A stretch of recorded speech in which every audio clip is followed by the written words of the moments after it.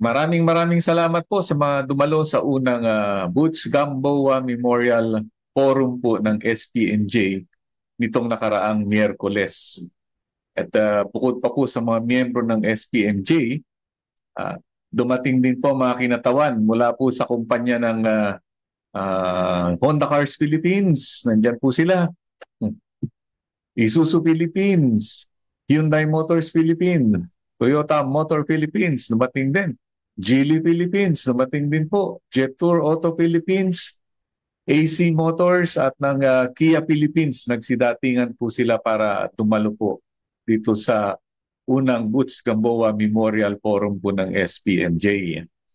Special mention po ang presidente po ng Geely Philippines, si Mr. Takeda Naoyuki. Dahil dumating po siya sa kabila ng kanyang mga busy at apalang alam pala po yan. Alam niyo naman ang Geely. Laman po ng balita yan itong mga nakaraang buwan. Maraming salamat din po sa ating kaibigan sa PIT Expo, no? Parañaque Integrated Exchange, sa pamamagitan po na ating kapartner si Jason Salvador at ang kanyang manager po si Colleen Calbasa, dahil sila po ang nag-host ng event na ito. Aba, ay bumaha po ng unlimited coffee sa aming event. At talang medyo nagpalpitate po tayo sa dami ng kapeng na inom natin kay Jason. Maraming salamat sa inyo, Jason and Colleen. At ibinalita po ng ating partner na si Jason Salvador. Dati po natin nakasama yan dito sa ating programang Good Trip. Aba, binalita po niya, pinagyabang po, na nakapagtala daw po ang PITX ng pinakalaking bilang ng pasaherong dumaan po sa kanila noong December 23. Akalain po ninyo, umabot sa higit 204,000 na pasahero ang dumaan po sa PITX sa loob ng isang araw lang po. Opo, 204,000. Ang kanilang average na nitong nakaraang taon, 120,000 lang po, di ba, kada araw. So noong December 23, halos dumoble ang bilang ng mga pasaherong dumaan po sa PITX. Abay, sa laki naman po ng PITX, kaya-kaya po nilang i-handle yung ganito kadami. Ha? Sabi ni Jason, bring it on. Punta pa kayo. Kaya-kaya po nila yan. Ang SPMJ po pala ay ang Society of Philippine Motoring Journalists. Isa po kaming grupo ng mga periodista, kolumnista, broadcaster sa radyo at sa TV, at ganun din sa mga online news platform po natin na nagbabantay po ng mga balita ukol po sa transportation at saka motoring industries. Ayan po ang aming tawag nila BIT. So yan po ating binabantayan. Matagal na po ang grupo at ang inyong lingkod po ay naatasan pong mamuno dito sa grupo simula po nung isang taon. Parusa po nila sa akin yan . Sa kasalukuyan po, ito po yung mga active members po namin. No? Iba-iba po sila. Si Pinky Colmenares po ng Manila Bulletin. Si Ron De Los Reyes po ng Auto Review. Kasama po natin. Si Ira Panganiban. Kasama po natin dito sa DCRJ. At siya rin po ang publisher ng Autocar Philippines. Si Jenny Pineda po ng Sunshine Television. Si Bel Alba ng Gadgets Magazine. Si Inigo Roses po ng Manila Bulletin to at nag-birthday po siya ng isang araw. Yan. Si Marnie Manicad po ng GMA Turbo Zone. Si Eric Tipan ng Auto Industria. Tet Andolong ng Business Mirror. Chris Lim ng Motortech. Online news platform po yan. Si Wigam Boa na ngayon po ay presidente po ng Sunshine Television. Si George Ramirez po ng C Magazine. Si Patrick Tulpo ng DZME. Yan. Dati po nating kabandito po yan sa DCRJ, si Patrick Tulpo. Si Egay Quisada po ng Autocar Philippines. Si Port Manahan ng Car Moody Philippines. Andy Sevilla ng Market Monitor, Manila Standard. Gilbert Chow po ng MotoPH.com. Randy Peregrino po ng Business Mirror. At si Roy Robles po ng Zig Wheels Philippines. Yan po mga active members po sa kasalukuyan ng SPMJ. ay noon pa pong 2018 nagsimula ang SPMJ Forum at tinatalakay po dito mga iba-iba pong mga topic. Ano. Ito po kasing forum ay nag-aanyaya po tayo ng mga resource person para magbigay ng impormasyon at sa pamamagitan po ng mga miyembro ng SPMJ ay sinusubukan po nating makatulong na maipaliwanag po sa mga mamamayan kung ano po ang mga proyekto na ipinaliwanag po ng mga resource person. Sa mga nakaraang panahon po, mula po ng 2018, ang mga natalakay na pong mga topic dito sa ating forum, ay unang-una na po yung Build, Build, Build program nung bagong-bago pa po yan. Tinalakay po dito sa ating SPMJ forum. Ganon din po yung Public Utility Vehicle Modernization Program. Pinaliwanag po ang 10 component po nito sa lahat po ng miyembro ng SPMJ. Kaya tama po, naiintindihan po natin yung kabuang programa, hindi lang po isa doon sa component, 10 component So pinakita po sa atin at pinaliwanag po yan. Natalakay na rin po sa SPMJ Forum yung doble plaka po para sa mga motorsiklo. Ayan, ang kainitan po yan, ginagawa pa po yung batas na yan. Ay isa-isa po natin tinalakay po dito yung mga pros and cons. Isa rin po sa natalakay sa ating forum ay yung kalagayan po ng auto industry ng Pilipinas beyond 2020. Ito po yung noong 2020 naging tema po natin yan. Bago ng pandemya, yan, pinag-uusapan.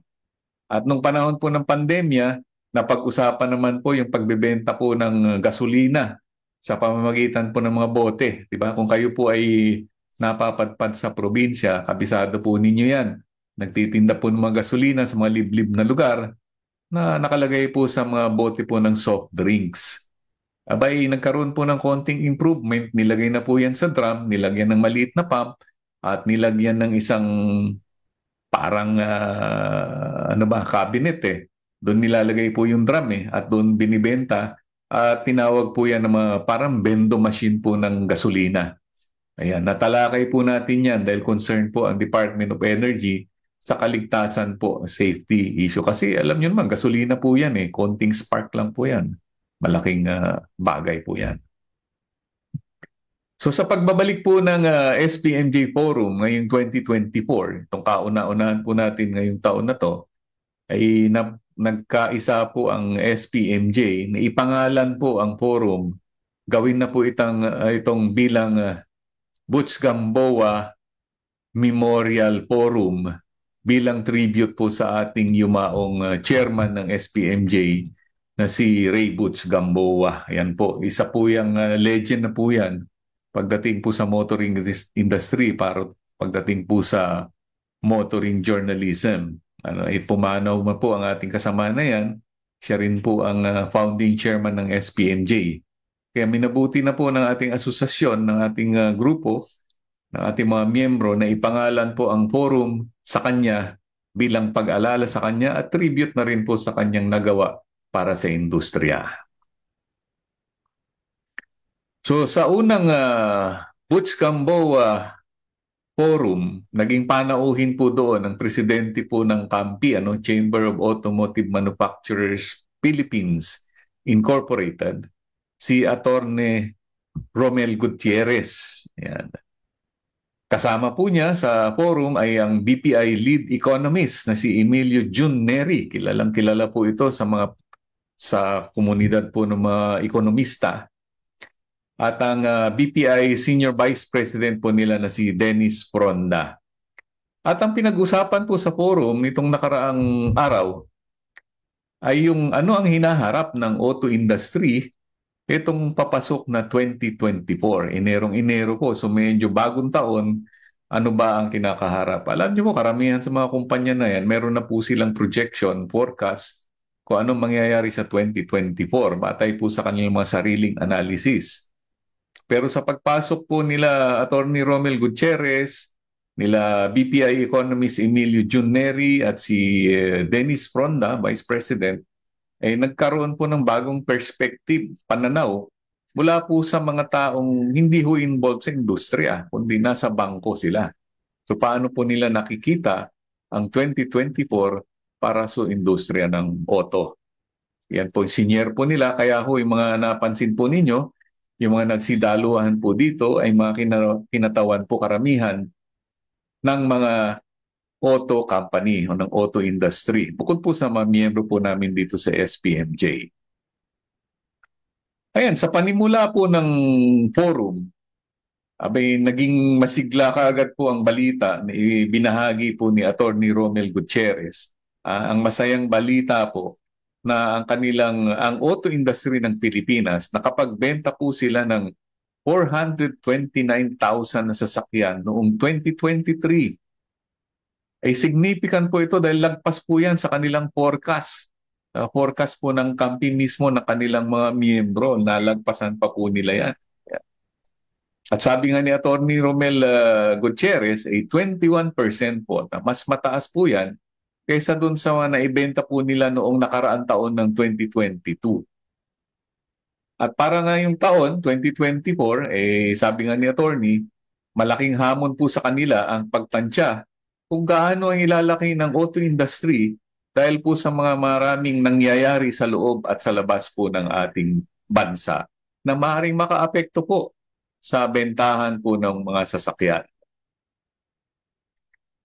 At dahil maganda ang benta ng kampi, siyempre binahagi rin po ni BPI Senior Vice President Dennis Fronda na maganda rin po ang kanilang release ng mga kotse na binili po sa pamamagitan po ng auto loan mula po sa BPI na bangko itong nakaraang taon. At sa kanilang pagmamasid, sa kanilang mga naibenta nung nakaraang taon, sa BPI lang po ito. Posibleng pareho rin po yung mga ibang bangko, pero ayon po sa kanilang mga datos, itong nakaraang taon ay 3% po ay mga electric at saka hybrid vehicles ang kanilang nabenta po ng BPI. 3% pa lang daw po ang kanilang naobserbahan. So karamihan pa pala ng naibenta po nila nitong nakaraang taong 2023 ay mga conventional na internal combustion engine. O ito yung kung madalas niyo pong marinig, ICE ang tawag po nila. Internal combustion engine. Ito po yung mga makinang pinapatakbo po ng gasolina, diesel, alcohol. Ayan. Kaiba po yan sa mga electric motor naman po sila. Binahagi rin po ni Dennis Fronda na sa benta po ng BPI, medyo lumaki po ang share ng mga Chinese brands. 16% na po ang share po ng mga Chinese brands sa mga nabenta po ng BPI. May isa po itong indikasyon na medyo unti-unti na pong tinatanggap ng mga Pilipino, mga car enthusiasts po natin, ang mga sasakyan galing po dyan sa China. Alam, maraming panahon na nakaraan, medyo hindi po maganda ang tingin, mahina po ang benta nila . Pero sa datos na nakita po natin dito sa BPI, 16% ay malaking bagay na po ang nakuha po nila. Sa panig po ng ekonomista, BPI lead economista po na si Jun Neri, isa po siyang kilalang ekonomista na kilala po yan sa kanyang mapagkakatiwalaang forecast. Madalas po sa kanyang mga forecast, tumatama po . Ayon po kay Ginoong Jun Neri, may mga binanggit siyang mga negatibong faktor na maaaring makaapekto sa ekonomiya at sa industriya ng sasakyan ngayong taon.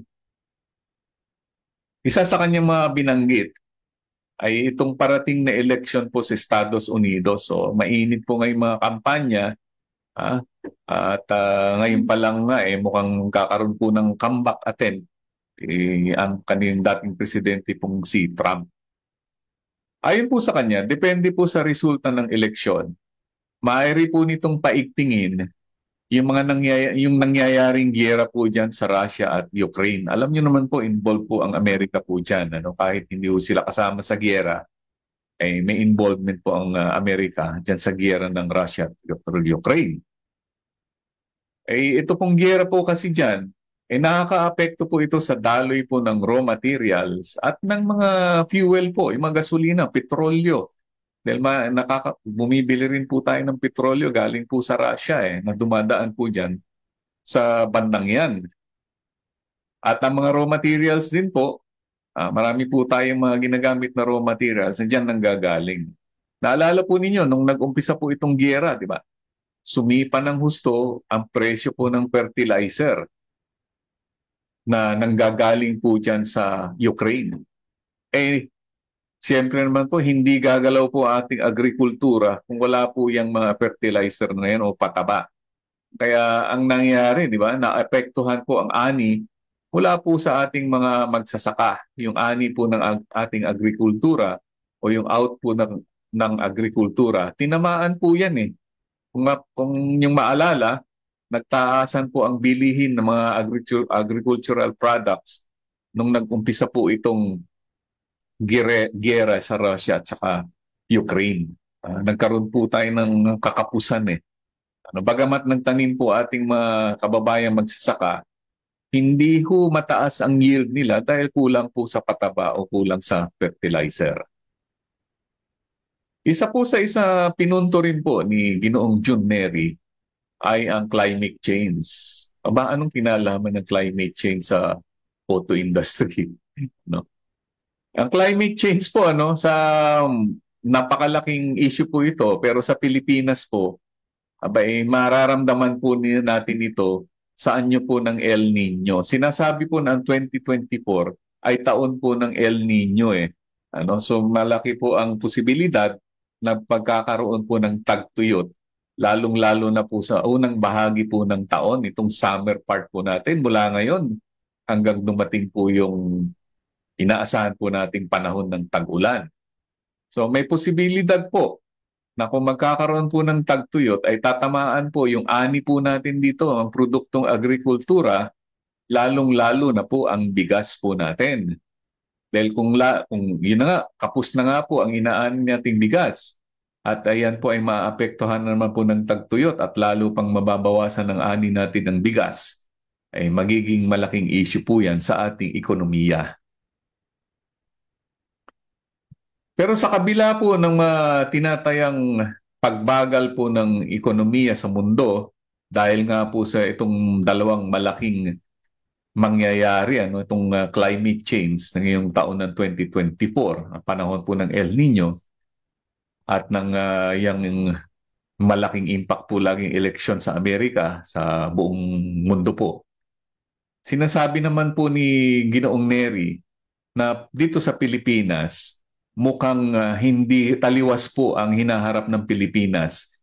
Kung babagal po ang ekonomiya ng buong mundo, nakikita po ni Ginoong Neri na ang Pilipinas ay hindi ho ganun ang mangyayari. Ayon po sa mga economic indicators na ipinakita po ni Mr. Jun Neri, mas lalago pa po ang ating ekonomiya at maaari pa pong tayo ang magiging pinakamalakas na ekonomiya dito po sa rehiyon ng ASEAN o Southeast Asia. Nakita po niyo sa kanyang mga datos, kumpara po sa mga ibang bansa po tulad po ng Thailand, Malaysia, Indonesia, na medyo mag-slow down ng konti ang kanilang economic growth rate. Sa Pilipinas po, maganda po ang kanilang forecast. Mukhang tataas pa po ng 5.9% ang kanilang inaasahan. Ayan po ay sabi niya, baka yan po ang pinakamataas sa buong ASEAN pag nagkataon. Nakikita rin niya sa mga indikasyon, sa kanilang obserbasyon sa nangyari nitong nakaraang taon, nakikita rin po niya na yung ating inflation, medyo sa kalukuyan, marami pong nababahala na mataas pong ating inflation. Pero ayon po sa indication, nakikita po niya na unti-unti po itong bababa hanggang sa katapusan po ng 2024 at maglalaro lamang sa average na 3.9%. Mas mataas po yata ngayon yan eh. So, ito po ang kanyang nagkikita. Sa kabuuan po ng taon ay patuloy pong bababa ang inflation rate po sa Pilipinas. Kaya ang pinayo po ni Ginoong Neri, lalo na po sa mga bangko, ngayon na po ang tamang panahon para po isulong nila yung pagbibigay po ng auto loan o pagpapautang po para po sa pambili ng mga sasakyan. Dahil nga po, sa patuloy na pagbaba po ng inflation at sa lago ng ekonomiya, nakikita po nila na magiging stable, no, steady ang mga interest rate po sa pautang. Kasama na po dyan mga pautang para po sa pambili ng mga sasakyan. Aba, ganun din sana yung mga pambili po ng mga modern jeeps, di ba? Kasama na po, tatamaan po yan ng magandang economic factor. Ayan. Kaya siyempre po, makakatulong ito para lumago po ang bentahan ng sasakyan ngayong 2024. So ang nakita po ni Ginoong Jun Neri, sa kabila po ng mga hindi magandang nangyayari sa labas po ng bansa po natin at sa loob ng bansa katulad ng climate change, ang kanyang forecast po ay patuloy pong gaganda ang bentahan po ng sasakyan dito sa Pilipinas. Kaya naman po, huwag po kayong magulat kung lalo pa pong dadami ang mga bagong sasakyan sa ating mga kalsada ngayong 2024. Ayon po sa unang estimate po ng BPI na kanilang pinakita, initial po, ay mula po dun sa 429,000 na nabenta noong 2023, ngayong 2024 ay posibleng umakyat po yan hanggang 440,000 na sasakyan ang maibibenta. Alam niyo naman po, itong si Attorney Romel Gutierrez, lagi pong maingat po yan sa kanyang mga forecast. Ang sinasabi lang po niya ay ang kanilang mga estimate ay mga 10% na growth po ng kanilang benta ng mga sasakyan dito sa Pilipinas. Pero 10% or more, asahan po ninyo, ibig sabihin po niyan, mas marami po tayong makikitang mga bagong modelong sasakyan sa ating mga kalsada sa mga darating na buwan. Tignan po natin, baka Enero pa lang po ay maganda na po ang kanilang record ng bentahan ng mga sasakyan. Kumusta na kaya? Ang sabi po ni Jun Neri, kung makikinabang po ang industriya po ng sasakyan ng paglago dahil po sa kanyang forecast, abay lalo na rin po makikinabang po ang mga industriya po ng motorsiklo. Ay isang araw ikausapin nga natin ang mga miyembro po ng Motorcycle Development Program Participants Association para hingin naman po ang kanilang tingin, kanilang opinion tungkol sa ekonomiya po natin at ang epekto po nito sa kanilang industriya.